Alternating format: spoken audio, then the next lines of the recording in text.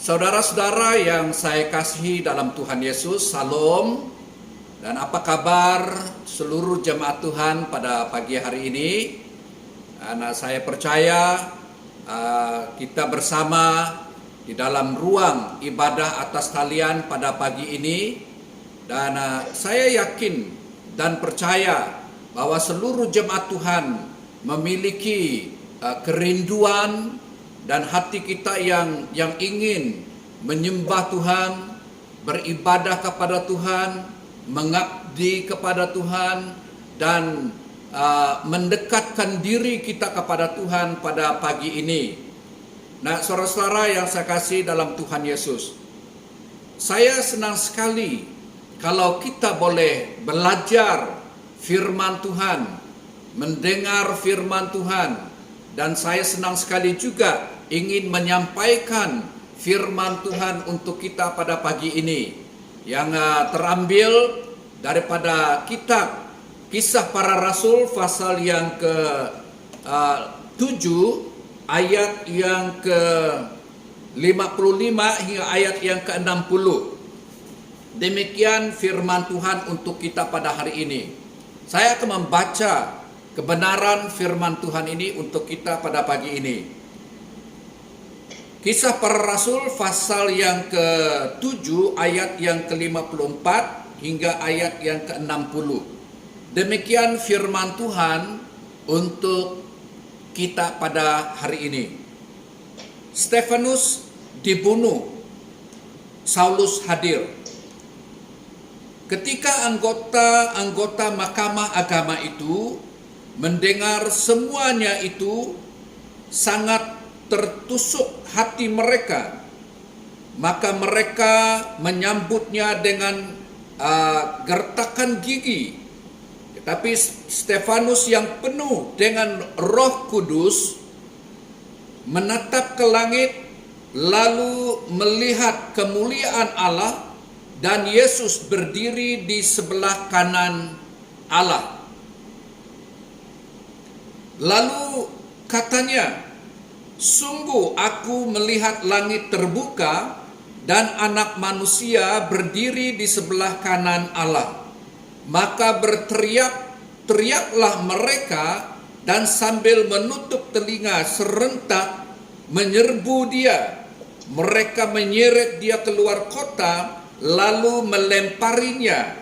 Dan saksi-saksi meletakkan jubah mereka di depan kaki seorang muda yang bernama Saulus. Sedang mereka melemparinya, Stefanus berdoa, katanya, ya Tuhan Yesus, terimalah rohku. Sambil berlutut ia berseru dengan suara nyaring, Tuhan, janganlah tanggungkan dosa ini kepada mereka. Dan dengan perkataan itu meninggallah ia. Nah, ini adalah mengesahkan tentang suatu peristiwa di mana kita baca dalam Kisah Para Rasul pasal 7 dari ayat yang ke-54 hingga 60 ini adalah seorang pemuda, ya, seorang percaya kepada Tuhan Yesus, di mana dia berhadapan dengan cabaran dalam kehidupannya, ya, sehingga dia dilempari dengan batu dan sampai dia harus meninggal karena peristiwa itu. Nah, saudara-saudara, hari ini saya ingin membawa kita merenungkan satu tema yang singkat, yaitu quality ataupun ketulinan iman Kristen ataupun iman orang percaya kepada Tuhan, ataupun dalam arti kata yang lain itu ketulinan iman umat Tuhan yang percaya kepada Tuhan sebagai pengikut Kristus. Nah, pada hari ini kita melihat, saudara-saudara yang saya hormati dalam Tuhan Yesus, betapa kita menyaksikan melalui firman Tuhan ini yang mengatakan tentang bagaimana ngerinya peristiwa ini terjadi. Nah, ini membayangkan ya, dalam kesukaran yang dia hadapi, dia tetap berfokus kepada Tuhan. Nah, saudara-saudara yang saya hormati dalam Tuhan Yesus, ini saya ingin membawa kita memikirkan tentang kualiti ya, ketulinan hidup orang percaya itu bukan terlihat daripada luar, tetapi dia terlihat daripada iman kita sebagai umat yang percaya kepada Tuhan, terlihat dari dalam hati kita yang kita alami.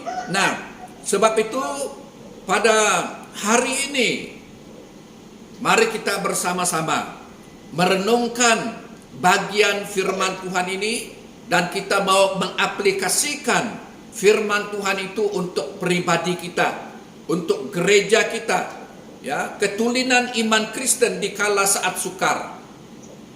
Di saat sukar ini adalah saat di mana kita diperhadapkan dengan kesukaran dalam dunia ini dan terhadap diri kita sendiri.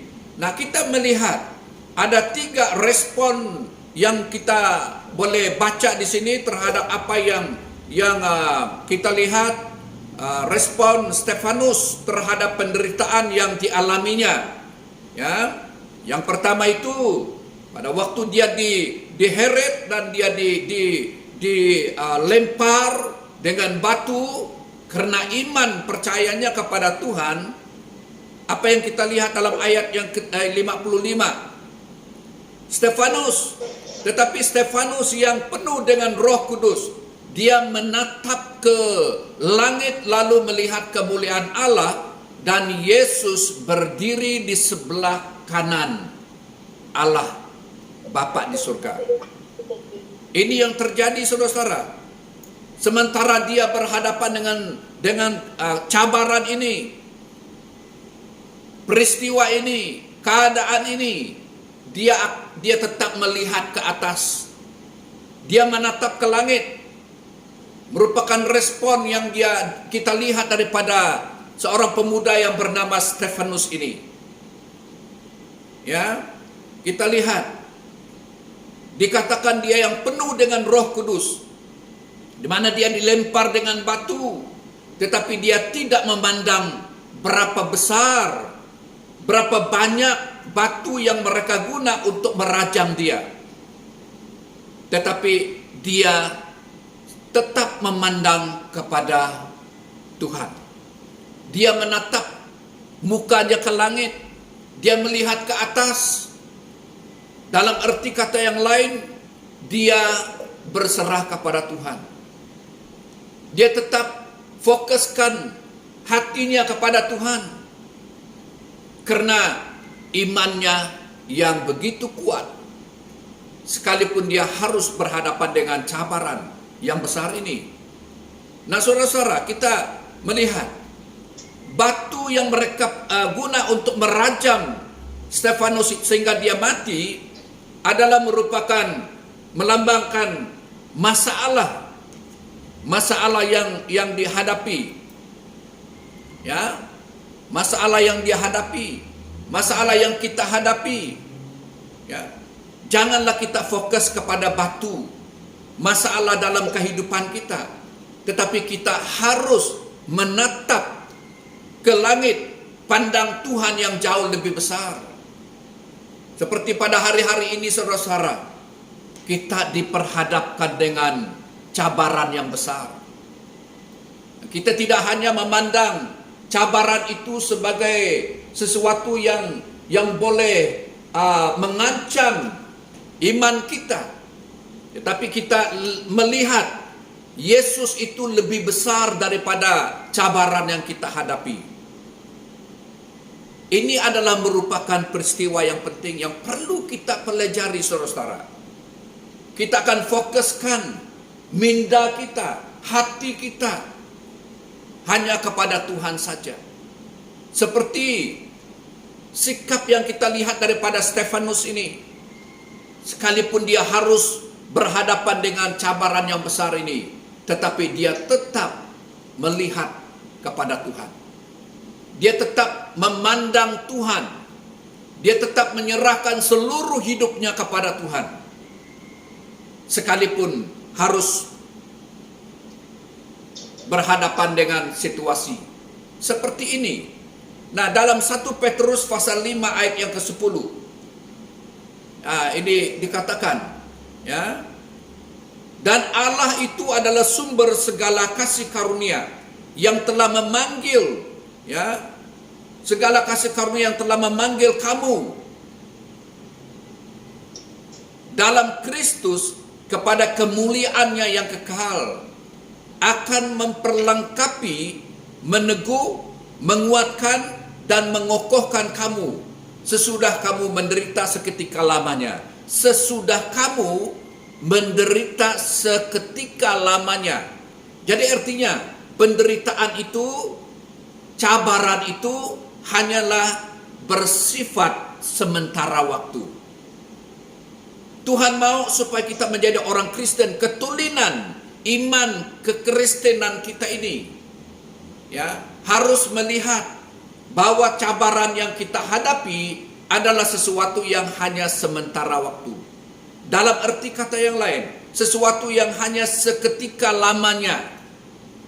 Dalam waktu itu kita melihat Tuhan akan meneguhkan, Tuhan akan memperlengkapi, Tuhan akan meneguhkan, Dia akan menguatkan, Dia yang akan mengokohkan iman percaya kita kepada Tuhan. Di situ terbukti ketulinan iman umat Kristen yang percaya kepada Tuhan. Mereka tidak pernah mudah menyerah kalah. Saudara-saudara, Roma pasal 8 ayat yang ke-8.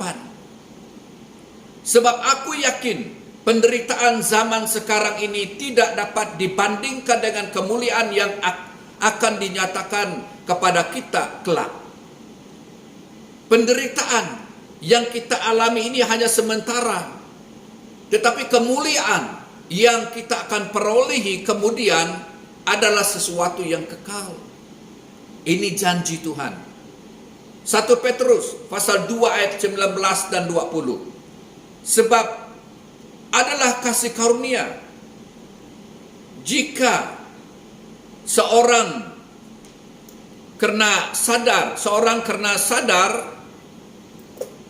akan kehendak Allah, menanggung penderitaan yang tidak harus dia tanggung. Sebab dapatkah disebut pujian jika kamu menderita pukulan karena kamu berbuat dosa, tetapi jika kamu berbuat baik dan karena itu kamu harus menderita, maka itu adalah kasih karunia kepadamu. Jika kamu berbuat baik, ya, oleh karena iman kita berhadapan dengan cabaran-cabaran hidup. Ya, kita berhadapan dengan cabaran hidup. Katakan dalam firman Tuhan ini, kamu harus menderita, maka itu adalah kasih karunia daripada Tuhan. Dalam arti kata yang lain, melalui cabaran hidup kita ini, Tuhan menguji kita. Kita diuji, iman kita diuji oleh Tuhan.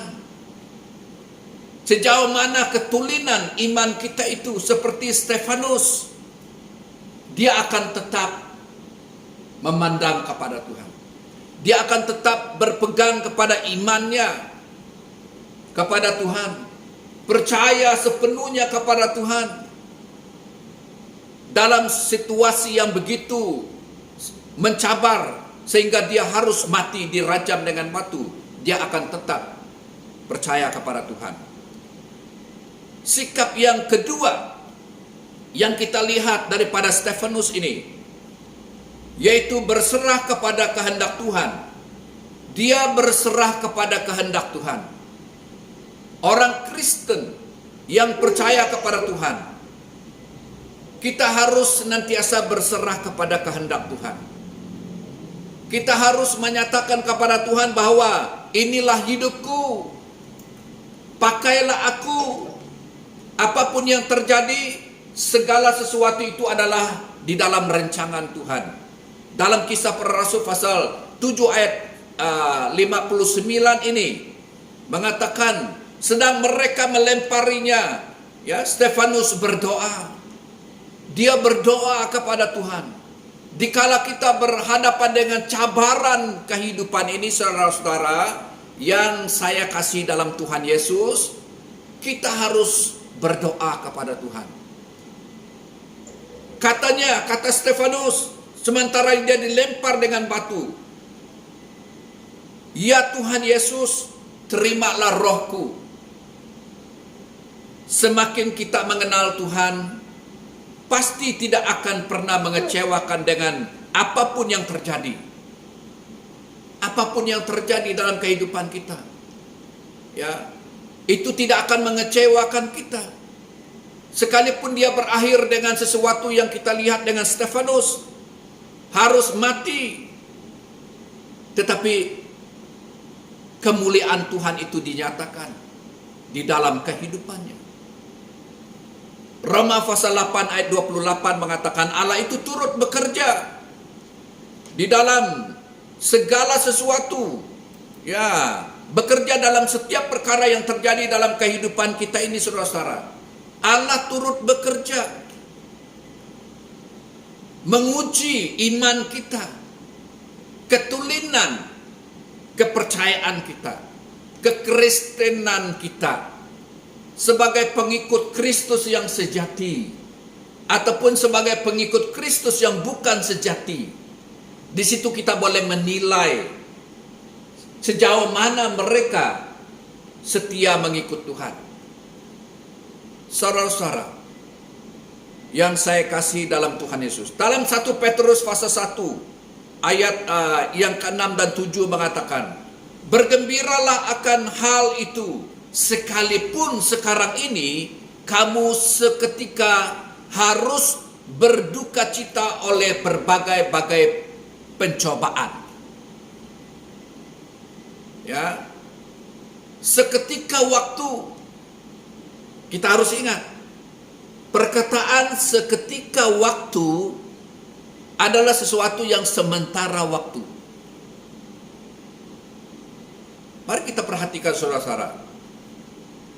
Maksud semuanya ini itu adalah untuk membuktikan kemurnian imanmu, kemurnian iman kita, saudara-saudara, ya, yang jauh lebih tinggi nilainya daripada emas yang fana, yang diuji kemurniannya dengan api. Iman kita yang diuji itu adalah lebih jauh nilainya daripada emas yang diuji dengan api, saudara-saudara. Sehingga kamu memperoleh puji-pujian dan kemuliaan dan kehormatan pada hari Yesus Kristus menyatakan dirinya. Pada waktu itulah kita akan menerima pujian daripada Tuhan. Menerima apa yang Tuhan telah janjikan kepada kita. Kenyamanan sering membuat iman kita goyah. Ujian yang kita hadapi menguatkan kita untuk terus percaya. Ada ujian yang datang kepada kita yang akan membuktikan kemurnian iman, ketulinan iman kita, yang akan membawa kita lebih kuat lagi, lebih kokoh, lebih bersemangat, lebih mantap lagi dalam kita mengikuti Tuhan.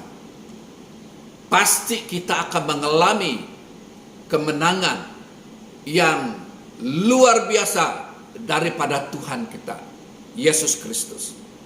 Yang ketiga, ya, yang kita lihat sikap Stefanus, yang ketiga itu ada dia melepaskan pengampunan. Wah, ini luar biasa, saudara-saudara. Dia melepaskan pengampunan. Ayat yang ke-60 mengatakan, sambil berlutut ia berseru. Sabda berseru dengan suara nyaring, Tuhan, jangan tanggungkan dosa ini kepada mereka. Dan dengan perkataan ini meninggallah ia. Dia katakan, janganlah tanggungkan dosa ini kepada mereka.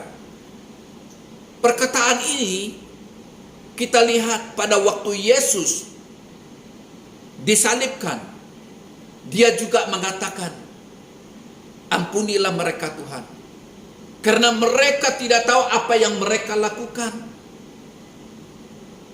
Saudara-saudara yang saya hormati dalam Tuhan Yesus, sikap kekristenan kita yang suka, yang gemar untuk mengampuni adalah satu sikap yang kita tunjukkan sebagai ketulinan iman kekristenan kita di dalam Tuhan kita Yesus Kristus. Markus pasal yang ke-24 hingga 26 mengatakan, karena itu aku berkata kepadamu, apa saja yang kamu minta dan doakan, percayalah bahwa kamu telah menerimanya, maka hal itu akan diberikan kepadamu. Berdoalah kepada Tuhan. Ya, pada waktu dia diperlakukan seperti itu, dia berdoa kepada Tuhan, ampunilah mereka. Dia berseru dengan suara nyaring, jangan tanggungkan dosa ini kepada mereka. Dia melepaskan pengampunan kepada mereka. Dia melepaskan pengampunan kepada mereka. Saudara-saudara, kita lihat sikap kita, cara hidup kita sebagai umat yang percaya kepada Tuhan. Dan ayat 25 mengatakan, dan jika kamu berdiri untuk berdoa, ampunilah dahulu sekiranya ada barang sesuatu dalam hatimu terhadap seseorang, supaya juga Bapamu yang di surga mengampuni kesalahanmu. Kalau kita mengampuni orang lain, maka kita akan diampuni oleh Tuhan. Kalau kita tidak melepaskan pengampunan kepada orang lain, maka kita juga tidak akan diampuni. Ayat 26, tetapi jika kamu tidak mengampuni, maka firman Tuhan mengatakan, Bapakmu di surga juga tidak akan mengampuni kesalahan-kesalahanmu. Ya, pengampunan itu adalah bermula. Untuk kita diampuni oleh Tuhan, kita harus mengampuni orang lain. 1 Petrus pasal 3 ayat yang ke-9. Dan jangan membalas kejahatan dengan kejahatan, dan caci maki dengan caci maki, tetapi sebaliknya hendaklah kamu memberkati, karena untuk itulah kamu dipanggil, yaitu untuk memperoleh berkat, untuk memberkati orang.